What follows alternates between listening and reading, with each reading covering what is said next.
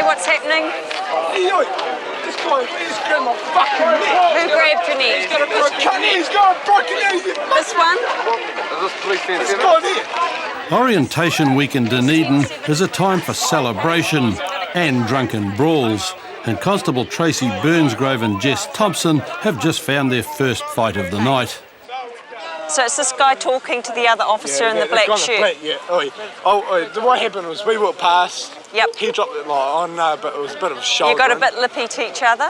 No, what happened was I think we both kind of dropped it, shoulder. I told him to piss off, and he come back and he grabbed my neck like that.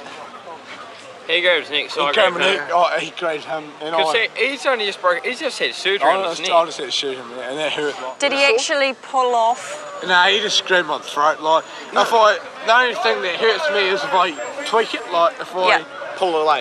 He just grabbed me straight on. Because I'm the sober one, and so I'll take him away. And pushed me back. Is it right? No, bro. Although it seems there could be fault on both sides, Blake's neck brace is the deciding factor. Still, I think it's sufficient to bring him back with us for assault, because he had no reason to grab him round the neck, particularly when he's wearing a neck brace. Yeah. Right, I'll get you to come in the car with me then. Thanks, Jimmy. Nah, that's how can they be under arrest? Brian was taken back to the station and spent a few hours in the cells before being released. The charge of assault was later withdrawn. But back on the streets, Tracy and Jess have a much bigger problem to deal with. What do you got? We had a fight on the dance floor that's just exploded out on the street. We got about, a good dozen so Arab guys just basically taking on anyone who's looking at them. Yeah. And they're not moving on. We thought we had them gone, but they've just started up about 2 or 3 more fights. Yeah. As Tracy and Jess move in, the brawl continues, and Tracy spots a guy who's just lashed out and hit one of the other fighters. Hey! Oh, it's really... Bro, what I tell you, brother? No, get away! Not him! Hey! Listen to me. Come over here. I'm talking to you. Come over here. Come over here. No. Come over here. Come over here. Go away. Go away. I know. Go away. Come over here. You threw a bottle in my fan's face. Yeah. No. Come over here. This guy's just... Stand here. He threw a bottle in my face. Look at it. Okay, why did you hit that guy in the face? What are you trying to break up? He threw a bottle at him. I swear that guy right there. The guy there. They call him Taliban. Fuck off. Can we just walk away? Okay, no, I want you to stay here for a moment until the other police units arrive. I got slammed on the ground. He's so for no reason. Okay. Even me, they're trying So, broke up. I want you just to stand back at a moment so I can talk to this guy, okay? So stand back. She just wants to speak to us. Yep. Come over here, thanks. Yeah, mate. Thanks for that. Okay, tell me what's happening. I said go away, otherwise you'll be arrested for obstruction. See the fence there? Yep. We're just standing and watching it, and someone threw a bottle on that guy, call him, what do you call it? Taliban. Yeah. And this guy got the bloody thing, look at it, on the bottle. Got to slam the guy for no reason. Where's that the guy there, he won't stop. He won't stop. It's very confused, and nobody seems to know how it all started. Well, I saw all the guys start fighting, and then they started bullying each other, and I saw one of the guys run up to them, start hitting them, and then they all just started getting together, and I couldn't really see what was happening because it was just such a big group of guys all fighting. But other witnesses have said Tracy's suspect was only acting in self-defence and that the real offenders had already left. So point out to me which is the guy over leaning on the fence. Grey jacket. He had a grey jacket on. Grey jacket on. They got on a car, some of them as well. They took off as well. Took off as well. Yeah. Unfortunately, it was people everywhere. It started ages ago from in there.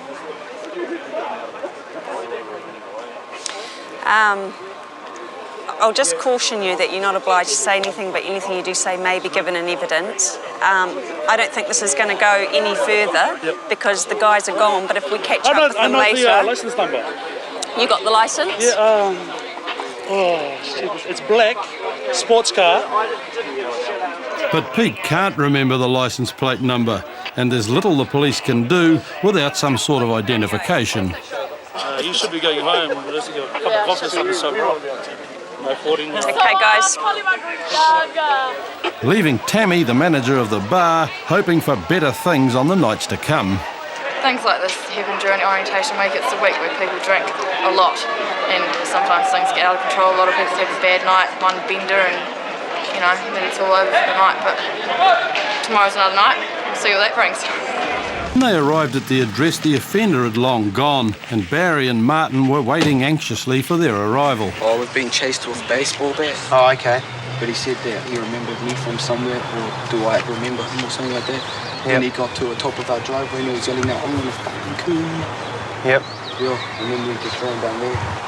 Oh, okay. So has he actually assaulted you as all, or has he just been chasing you? But he would have if he got us. Okay. Okay, so do you know the guy? I've never seen him in my life. I think it was from the last time when we ran up Moira Road getting chased with swords and bats. And what came of that? What was that? Nah, he must have just thought I was someone else again. Okay. After a lengthy interview with Martin and Barry, police head off to track the offender. By the sounds of it, they've just simply been walking up the road. There's been a guy sitting in his vehicle in a driveway. He's eyed the boys up, the boys have eyed him up. He's obviously taken exception to something. The guy seems to think he recognises one of the lads from something else, and he's chased them up the road with his baseball bat, threatening to do serious damage to them. So we're just going to basically make some inquiries now as to the sort of area where the guy came from. There's a guy parked in a green Toyota here. Yeah. Earlier on. Yeah. Does he live here, do you know, or? Yeah. Guy with a beard? Yeah. Yeah. Beard. Well, All right. Young fella? Got it, yeah. Yeah. Yeah. Where does he live? House next to mine. Down the driveway, or the one with the house here? One right there. Actually, I don't know if he lives there. He used to. We've made inquiries at the address where he came out of. He doesn't actually live there anymore. He's sort of between addresses. So we're not too sure exactly where he is at the moment. But we know who he is. So obviously we're going to make some more inquiries later on and obviously get his side of the story. But police wouldn't have to look for Hadley for long. Later that evening, Joshua Jones received a phone call he didn't expect. The alleged offender gave me a call last night. We went and spoke to his mother. His mother got in contact with him. He's called up the police station and asked to speak to me. And Hadley's story starts a few weeks earlier when Martin and a group of boys attacked him outside Countdown. There was a group of 9 people. They're sitting on the seat. They say to me, they're going to me, what the fuck are you looking at, bitch? I said, nothing. So I walk off and they're going, yeah, you keep walking, bitch. You keep walking, bitch, and all this. And turn around. There's people running at me with hammers. I can see somebody else standing there, pulling like something out of his jacket. The other dude takes his jacket off. It was just in a split second, people running at me with bats and poles and hammers and fruit. So you just got in your car and took off? Yeah. So you recognise them when you're pulling out of your driveway? Yep, pulling out. Pulling out. Yep. And you pulled out and you noticed these 2 boys from the incident before, yeah? Oh, yeah, one of them, yep. I looked towards them, realised that they're coming back towards me. Yep. And they said to me, what the fuck are you looking at? And they're about 15 metres away. Yeah. Walking towards me. Yeah. I said, oh no, I'm sweet ass bro. They said, I'll sweet ass bro your face. Yep. Did you chase them up the street, did you? Yep. Did you threaten to kill them or anything like that? Oh, no. Did you say, come up here so I can kill you, or anything to that effect? Nah, I'm not that serious, man. All I wanted to do was scare them. Okay, you've committed an offence by going down and getting a baseball bat and chasing them with it, okay? Because I know you're defending yourself, but you can't go get a baseball bat and chase someone up the street, okay? Because it's wrong. But even though Hadley's fronted up to police, he still has to face up to the charge of carrying an offensive weapon. He's pretty good. He knows he's done wrong, and subsequently he'll be facing charges of possession of offensive weapon in a public place and disorderly behaviour. Hadley was charged with possession of an offensive weapon and received a deferred sentence on the condition he stays out of trouble for the next year. An hour before Angela's prayer at the Hastings police station, officers gathered outside her Flaxmere home to execute an arrest warrant on a charge of breaching a community service order.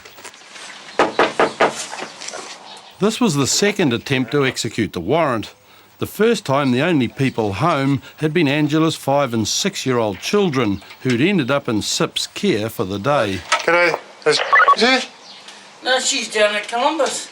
Columbus. But her partner's claim that Angela isn't home isn't true. We were going to search your house anyway. Oh. So it wouldn't have mattered what you said. Nice try though. Hey. Right. Got a warrant here? Yeah. And eventually she goes with Constables Vanessa Jones and Wayne Stewart to Hastings Police Station. That morning that I called round to your place, where were you the morning I came round? And took your two kids away. I got there about 7-ish, 7 o'clock. Oh, true. Yeah. Oh, yeah. I got to the hospital. So where was your partner then? Oh, taken off. But leaving her children alone is only part of Angela's problem. The fact that she's breached her community service order could lead to prison. I breached because I had no transport, and I done like 100, and then I couldn't find babysitters, and it was really hard. But oh well, I ended up breaching like 75, and I wish I could go back and just do that 75, so you know. But if you go in and show the judge my video I just made, oh thanks, he might give me some credit and give me about another 50 more community hours. Sweet. But Angela's hope for more community work wouldn't come through, and later that morning she was convicted and discharged on 2 counts of leaving children under 14 unsupervised. For breaching her community service and drunk driving charges, she was sentenced to 1 month and 12 days in prison. And Wayne and Vanessa were back on patrol. We've just had a call that there's 10 people fighting at Evelyn Road Orchard, just outside the orchard, and they've got sticks and weapons. By the time they get to the orchard, the fight's been broken up and the weapons are nowhere to be seen. So what's actually gone on, mate? They were, Joseph and the other guy was picking side beside each other. Yeah. The other guy said Joseph was pinching his fruit and it was in the middle, so Joseph said, no, I'm not. And there was a few words exchanged. Next thing, the other guy punched Joseph. Joseph has got a bad temper. Anybody ever hits him, he'll hit back. This guy and I went to break it up. That guy and that guy come storming over into our faces, starting anything, stirring things up, and then it all broke loose again. Yeah. Although there's been punches thrown all round, the officers separate the 2 groups to try to find out who actually started the fight. So it's just over the fruit, really? Yeah, but I didn't even talk to him badly. I said, bro, why, if you pick in that road and I pick in this road, he's supposed to pick his own road. He come over to my road. Yeah. So he hit you first? He's hit me first. So you didn't hit him? I didn't hit him, he hit me first. That's pretty stupid, isn't it? It's pretty stupid. Yeah. But they started. At the other end of the orchard, Joe, the Somalian worker's opponent, is claiming he was in the right. You know, there's a rule in the orchards, man, if it's on top of the wire, it's anybody's whoever gets there first. And I was picking on top of the wire, man, and the young guy, the Somali guy, started going off at me, and my mate came over to check what was going on, and started pushing him around, so I walked over to the row and he hit me, and so it just all started from there. With everybody claiming to be a victim, the only answer is warnings all round. We're just going to let it go, okay? But if there's any more fighting, we will be back and we'll be locking someone up for it, all right? Yeah. And just keep away from each other. Yeah, fair enough, man. Okay? But police won't have to be called back. It turns out Joseph's already wanted for breaching a community work order. Still fighting over apples, K1 10-3, but returning with a K9 for a 2W. Back at Hastings Police Station, Joseph starts rehearsing the stories he'll be telling later in the pub and proudly shows off the scars of battle. Hitting him square in the jawbone, man. Made my knuckles swell up and stuff. Pretty out of it. Got the shakes a bit. Big chunk, you see. Big chunk right under there, yeah, man. The fight, it seems, had been the result of a long-term dispute between Joseph's group and the Somalian pickers. Like my older brother, he's been QCing for the last few days out there, and one of them, the same guy that I had a fight with, dropped his bucket in the middle of a row and tried stepping him out and trying to scrap him out, and it's all just started from there. I mean, last Thursday we went out to get our pay, and my brother had him by his throat off the ground in the middle of our boss's office, man, and it was just out of it. It's all started from there, and today's been the last straw, and everyone just decided to beat the shit out of everyone. It was choice. But while the fight might have been choice, Joseph's going to start paying the price immediately. Because you've got over 100 demerits in 2 years, it means you're disqualified for 3 months, okay? So if you get caught driving, you'll get locked up. So just make sure you don't drive, okay? Bit of bad luck there. I ended up with a couple of warrants, and I happened to be in the wrong place at the wrong time, eh? I have to go to court today, but hopefully I'm back to work today or tomorrow. I just want to go back to work, man. I need to earn some money, eh? But Joseph wasn't going back to work. He appeared in court on charges of dangerous driving, breaching a community service order and failing to appear in court. He was sentenced to 6 weeks in prison. Yeah, copy going. West Auckland constables Josh Jones and Natalie Heem are on their way to sort out a dispute where a taxi driver's claiming his drunk passenger has refused to pay his fare and stolen from him. And as the officers approach the scene, another complaint comes in from the house where the taxi drama's unfolding. The male at that address of a male called Cajun as the offender from there. The drunk guy's now wandering through a nearby house, and the residents don't know who he is, and they want him to leave. 10-7 now comes. Hello. What's happening here, sir? Are you the taxi driver? Yeah, I'm a taxi driver. How's it going? At the scene, police find Frank, the taxi driver, watching over Ben, and it's obvious that his night on the town is already little more than a hazy memory. You had a bit to drink tonight? Did you not pay for your taxi drive? I paid everything. You paid everything? All the money? And although Ben says he's paid his fare, Josh's first job is to get him off the property he's not meant to be on. Do you guys know him? No? All right. You're under arrest for unlawfully on property, okay? Because you got no reason to be here. So you're under arrest. I was out there. That's right, mate. They said to come here. Yep.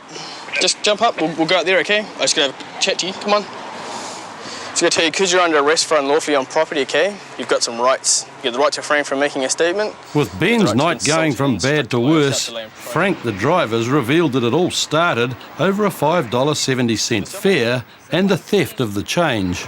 So you actually gave him the 45 before he gave you the $50, and he wouldn't let it go. So I'll give him what he paid, what he got. He was supposed to get given on his taxi money. Yes. But he didn't agree with it.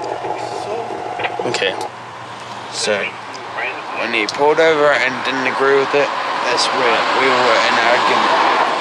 He's gone to pay the fare, which was $5.70, and all he had was a $50 note. Yep. He's given him he hasn't let go of the $50 note. Yep. And he's got in his change $45 and he's gone to give it to him. Yep. But when he went to get the 50 off him, he wouldn't let it go. Yep.